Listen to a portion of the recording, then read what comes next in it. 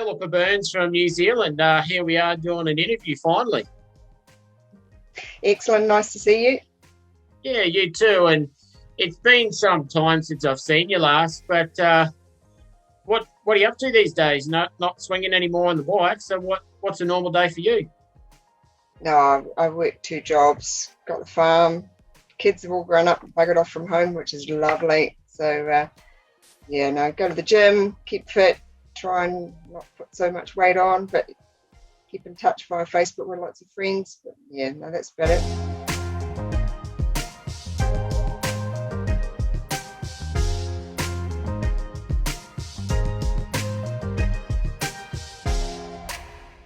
How did you grow up? Did you grow up around motorsport or anything, or? No, not at all. Not at all. I grew up in a little country town, played hockey. My family did a lot of sports, but nothing to do with motorsports. Wasn't until I met Andrew.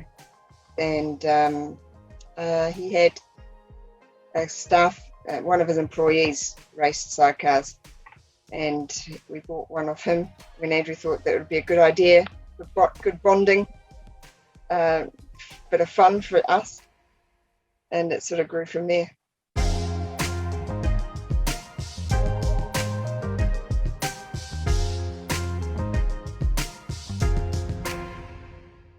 The competitive drive was always there. If you play a sport, you start doing something you can get better at, it's addictive, and you carry that over to Speedway sidecars. Well, that's exactly what happened, because my rules for racing were that we were just doing local. We're not going to travel, because our children we had 4 kids, and they were young at the time, they were all in primary school. So, no travelling, just local meetings. But we went to the Wellington Champs, I think it was. That was the turning point, and won it. And that was that. It was a really good feeling. Really good feeling. So obviously you stuck to your plan, just did club days and sat at home all the time? That's the one. Yeah. No, then it was like the next day it was like, well, because we're on a 900cc that first season. So in my head it was like, well, if we had 1,000, we'll go heaps faster. And so I said, right, well, let's build a new bike, which we did, and it didn't quite work out that way, but anyway, it got us on our road to getting the Mitch frame.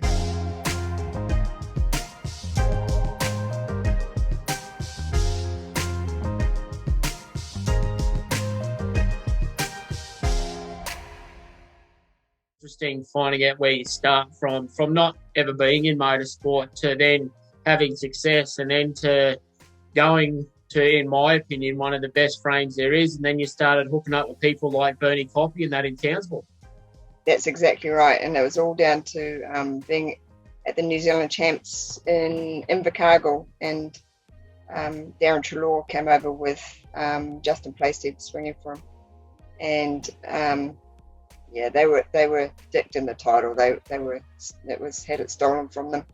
The good old Kiwi ref, good Kiwi gamesmanship, I'd say.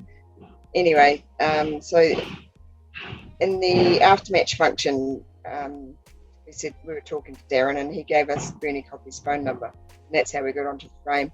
We rang Bernie the next day and put down a deposit and ordered the frame the next day. That was that. How cool is that?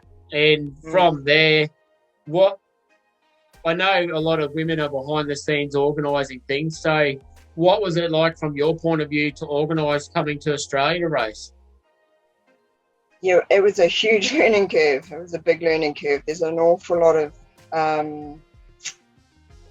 the paperwork side of things was huge because of the licensing difference between Motorcycling New Zealand and Speedway New Zealand, because the affiliation in Australia with Motorcycling Australia, the New Zealand affiliation is with Motorcycling New Zealand, but we're not licensed in New Zealand by Motorcycling New Zealand. We're licensed by Speedway New Zealand.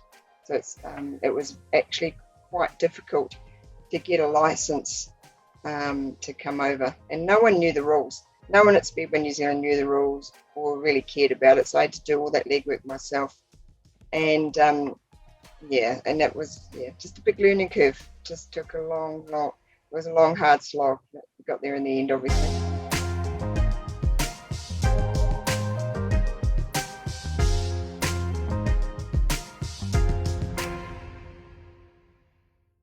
thing that I find interesting is finding all this stuff out. And the funniest part would be, to me, in my head, would be when you actually touch down in Townsville at the airport. How sweet was that? Well, it was pretty cool. But our first point of contact was actually Mildura. We went there first, and Gilman, and we met up with it was Mark Mitchell at the Gilman meeting. That we just did a couple of club days at Mildura, and Mark Mitchell was at the club meeting that we were at, and we didn't even know about helmet colours. So we arrived at the meeting with no helmet colours because we don't use them, and never at that time, we didn't use them in New Zealand. So someone's swinger lent us a set of helmet colours, and so we sort of muddled our way through that meeting. Couldn't move because it was 39 degrees. It was so bloody hot. It was ridiculous. And they'd had a locust plague, and there were locusts everywhere. It was horrendous. I couldn't believe it. But we met up with Mark Mitchell that night, and he invited us to a Gilman Club meeting during the next week. So in 2 weeks, we actually I think we got 5 meetings under our belt between the two tracks.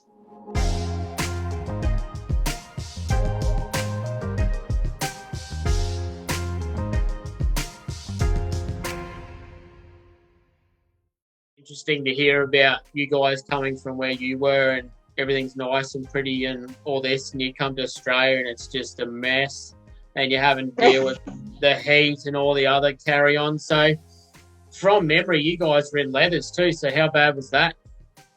Yeah, I only ever raced in leathers. I never ever raced in Keplars. I felt a lot safer in leathers. Probably saved my life on more than one occasion. But yeah, no, it certainly added to the heat. I think there was once we were in Albury, and it was 40. It was over 40 degrees, and it was a day meeting, and that was horrific. Yeah, I didn't cope very well, and our quick shave blew away. It was a horrific meeting. It was, and yeah, Bailey was there actually that day helping us in the pits. He was probably only about 13 or 14 years old, Bailey Ogilvy, and yeah, and Andrew and I were both in leathers. We actually couldn't go out in the B final because Andrew had cramp in his hand. He couldn't move his wrist, and we had to pull out. We got into the B final, we had to pull out because of just dehydration and unprepared. Things we weren't prepared for in Australia.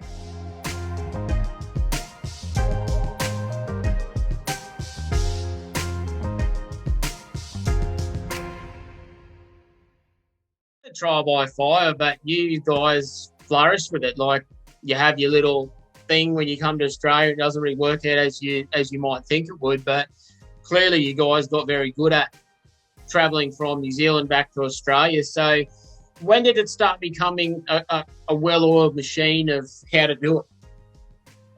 Well, straight away, really. I mean, once you've done it once, it's just you just repeat, do it again, repeat. Yeah, it was the hardest thing was trying to organise the kids because they were all young, and so trying to organise school pickups and where they were going to stay or if their people were going to come and look after them. Yeah, so we ended up sort of leaving on a Friday night, driving to wherever we needed to be in Australia, race, and then drive back to where we needed to be, bearing in mind we had to be prepared about where the next meeting was. So we may have to drive the bike to another city, ready for the next meeting, and then fly home on a Sunday night, and then drive through the night home and get home at about 2 a.m, and then get up at 6 and go to work. And that's how the weekends ran. And you just practice makes perfect, I guess.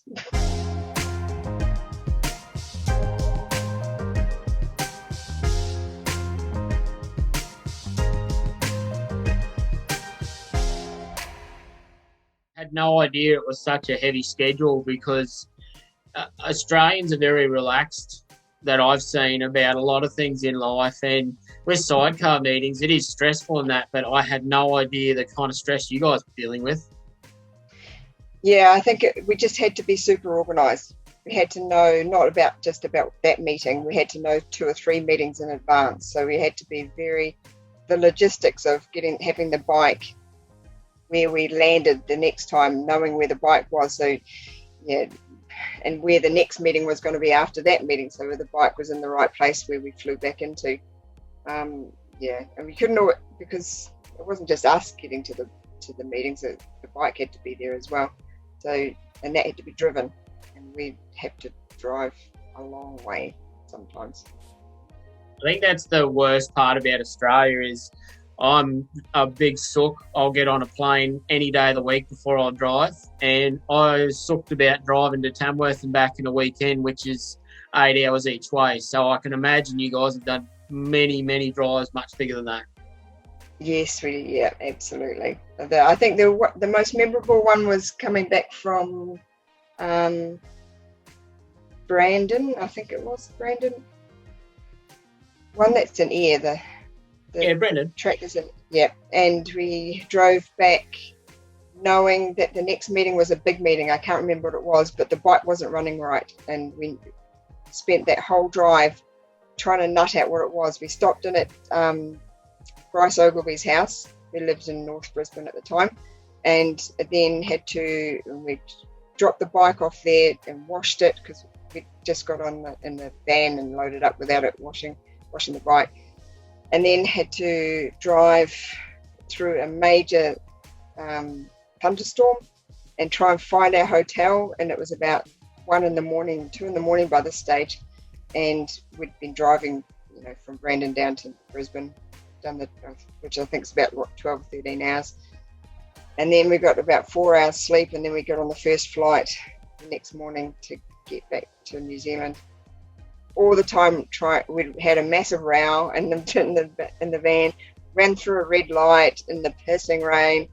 It was just, that was the most memorable. We didn't talk for about 2 days.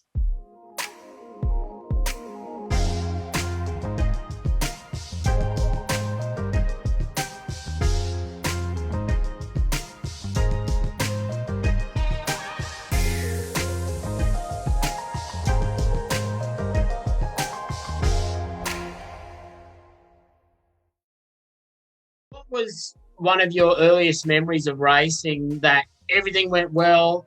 You got a great victory. You're in Australia. It was a big meeting. What was one of those? I don't know. There's a lot that I think. Actually, I do know.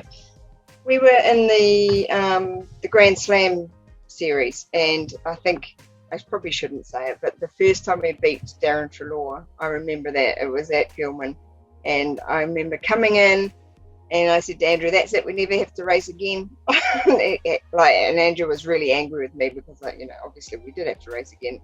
I shouldn't make it such a big thing because it was just a heat race, and it was one of the Grand Slam meetings, and it had rained heavily the night before, and I think the meeting was televised, so they made us go through the meeting, even though the track was very, very heavy, and so our rooster broke Darren's goggles. So that's why he couldn't pass us. He couldn't see a thing, but I didn't care. We beat him. So that was my memory. But the thing is, though, Darren Treloar really is the greatest of all time, and everyone uses him as a benchmark to what success is. And I'd take a victory over him getting into a car park, let alone anywhere else. So it's nothing to be sneezed at. So did you find it, this is the ridiculous vein of question, but did you find it hard being a woman, or it didn't bother you? No, it didn't bother me at all.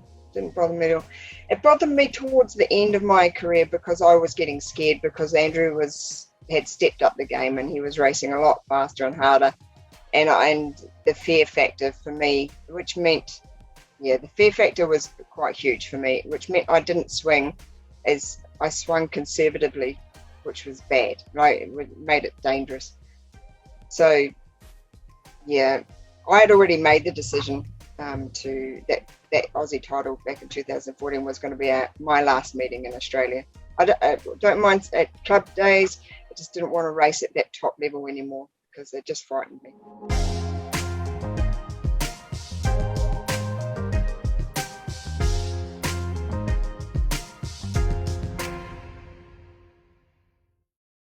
They are scary things, sidecars and that. But what was at the forefront? What were you so scared of? Can you explain it? Falling off, getting run over, getting hit. It had happened on numerous occasions, and well, not numerous, but I had come off more than once, and it was the grace of other riders' ability to miss me that I hadn't been hurt worse than previous. So yeah, that's what I didn't want it to happen again. And because we had kids back home, it wasn't. Sidecars was supposed to be our fun. It was supposed to be our downtime. It wasn't supposed to be the be all and end all of my life. So yeah.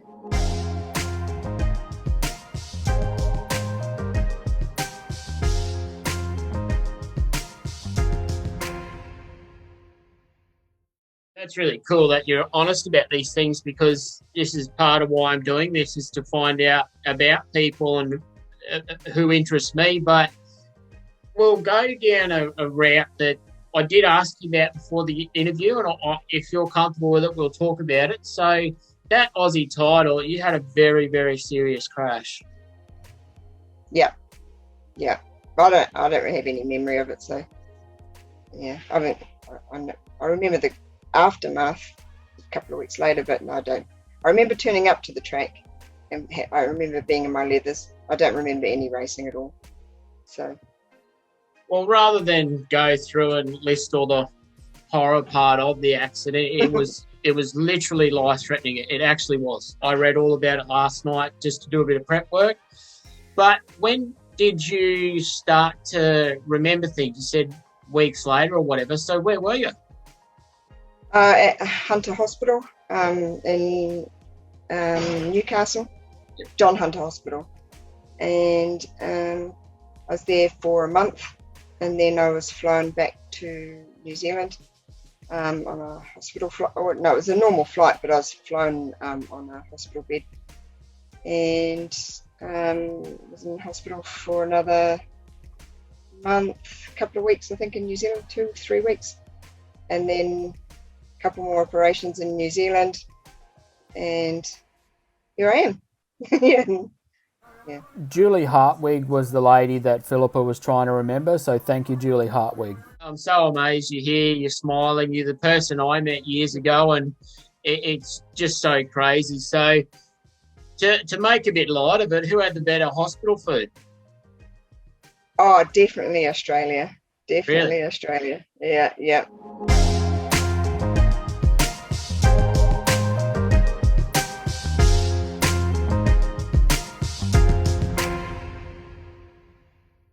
After all that happened and you were back home in New Zealand, what went through your mind when you started to get out of hospital and that? Like, what was on your mind?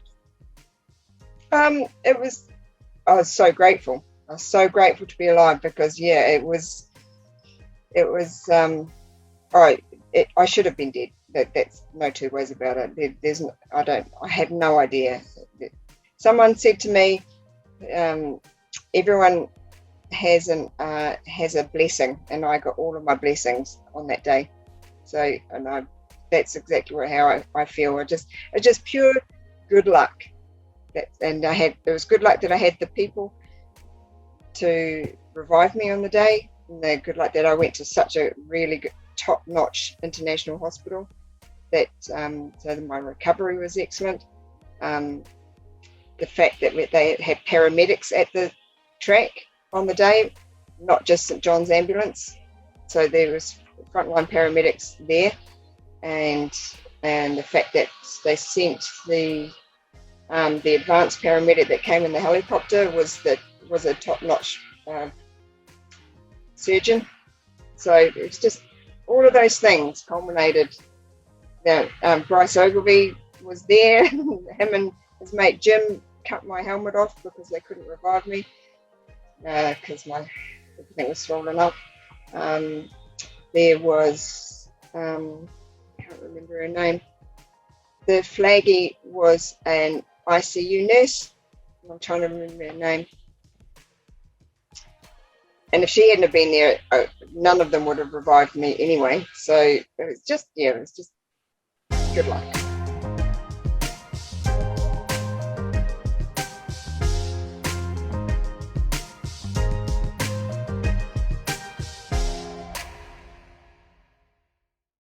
What became your life after that? Well, because I was so grateful, but because I'd had a head injury, no matter how grateful you are, I was angry a lot of the time for no reason, like for not angry. The head injury just makes you have a short fuse. So, but I didn't think I had a short fuse. I thought I was handling it really well. It was only till I went into my Andrew and some of my kids were there, and one of the doctors said, "Oh, how's your temper?" And I was like, "It's fine." And they were like eye rolling behind me, and but apparently it wasn't fine. But looking back, I can see it now, and even now it's pretty short temper. But yeah, other than that, I knew I'd never race again because my neck's plated front and back, and I've got bolts everywhere, and it's a fine line between, like I said, I raced for fun. I didn't race to be world champion. Andrew's different. He races to be world champion when he was racing. That wasn't why I did it. So I had to weigh up the fact that you're a mother, running a business as well. You still got a life outside of sidecars. That was pretty good, and I liked it that way. So no more racing.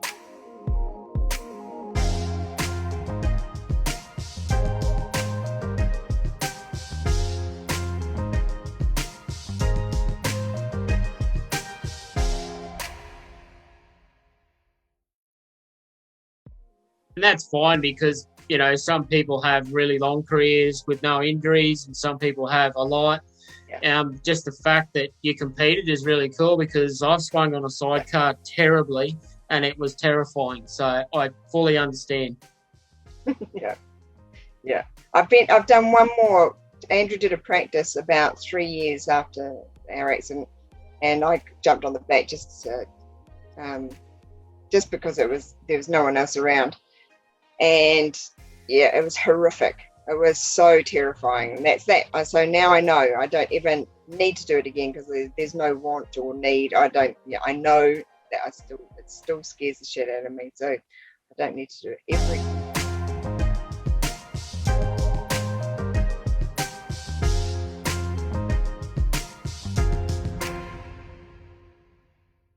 Moving on from that, what are your days like now? Are you running the businesses still and things like that? Yep. So we've got an engineering business. I also work for that I manage. So, and then I also work for a civil engineering company that does civil contracting. So I work in the office there. Got a farm, 100-acre farm.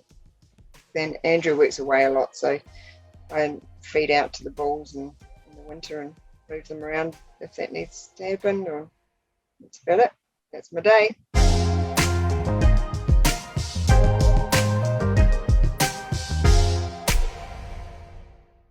Sounds pretty cool to me. So what is your hobby now? Are you still towards sidecars, or is that a part of your life you don't really have much to do with? Or No, absolutely. Sidecars, it's certainly part of our life. Our friend, we got into it because of a lot of our friends were in it. So, and they're still our friends. So we still go to the Speedway and still watch the New Zealand champs on the live stream and watch the Aussies. Certainly keep up with the Aussie, like last night, the Vic title and the state titles and the meetings over there. Absolutely. That's really cool. Yeah, that's awesome. That's really cool to hear that. And what would you say if any of your kids wanted to get on the back with Andrew? Oh, Jamie, our youngest daughter, she swung for him, and so is Drew, the oldest son. They've both swung for Andrew. So yeah, she was pretty hairy watching it as a mum, but yeah, and they've crashed as well. They had one little mishap, but no, they won I think Jamie, when she was swinging for him, they won a meeting down in Invercargill, which was pretty good for her.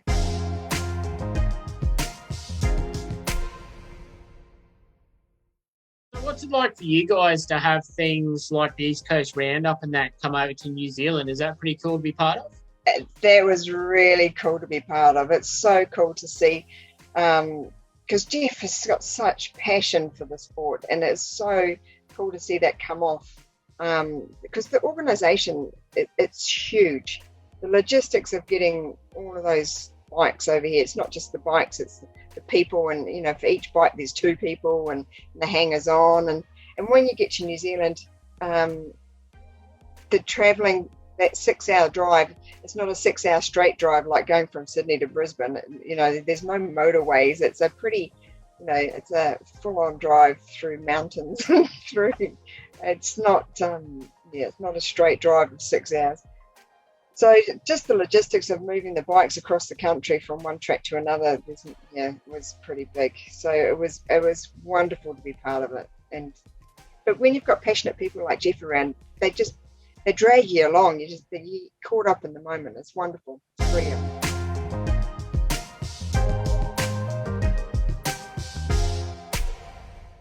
The passion just rubs off, so that's why we're doing this today. Yeah.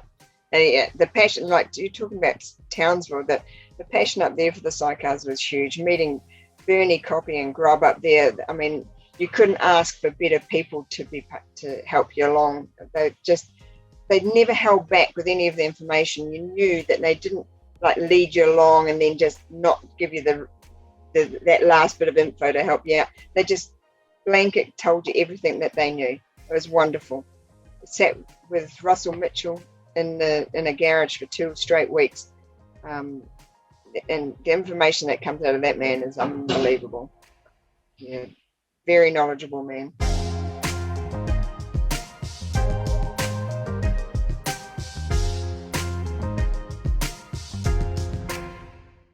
As we're winding down as such, do you have any long-lasting effects from your accident or anything like that? No, not really. My neck doesn't turn as much as it used to, but it doesn't stop me doing anything. I go to the gym 3-4 times a week and do weights and just to keep mobile. There's no pain. Concentration's a bit probably off, not as good as it used to be, but I'm probably at 95%, but I'm over 50. I was never going to get any better anyway, so pretty good. It's really cool to see that you're ticking along so well. This is great for me because I met you in Maryborough for the first time ever. I think it was 2012 at that Aussie Titles, and you were just so cool straight off the bat, and looks to me you haven't changed a bit. Thank you very much. Well, thanks for having a chat with me today, Philippa, and I'm so happy to see you doing well. Thank you very much, David. It's really cool that you're doing what you're doing. It's awesome. Thanks again to Philippa Burns for being such a great lady and overcoming such massive obstacles, but extra content was provided by Judy McKay Photos. Please check her out on Facebook.